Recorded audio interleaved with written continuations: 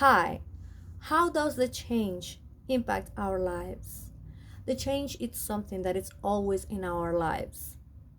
Unfortunately, sometimes it's really difficult for us to deal with all the situations continuously because sometimes they are coming all together and for us it's complicated. But the good thing about this, the good thing that you need to know is that the change is something that is part of our lives. Remember, when you were a child, you had a lot of changes. And mostly when you became a teenager,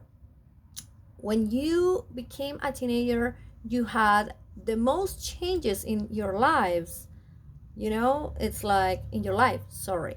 It's like physically and the things you like, the hobbies, the friends, all the things. So why am I talking about this? Because now we are in another era. It's completely different. We are in the Aquarius era. And in this era, we are going to have a lot of changes, not only individually, we're going to have changes in in our consciousness, collective in a collective way, in the countries, in everything. So it's important to know that that the change is something that is very painful, it's complicated, but it's part of your life, and you need to hug these changes. You need to trust in the universe. You need to know this is really, really necessary for you to evolve, because it's the only way you can evolve in life. You can't you can't like retain with you the the last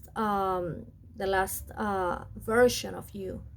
If you want to have new things, you need to realize that sometimes you have to let go friendships, relationships, jobs, all the things that are not in your vibration. What you really need is to recognize that you are in another vibration. You need to work yourself. You need to work with your shadows, and you need to empower yourself working. If you need that a therapist help you, just do it. But you really need to work in yourself if you really want to obtain new and better things for you and a better version of you. So the change is something that is really, really necessary. I'm going to show you something. For example, if we go with tarot, we have these two cards. This one, it's in Spanish, okay? Well, La Torre, it's in Spanish, the tower. This is in the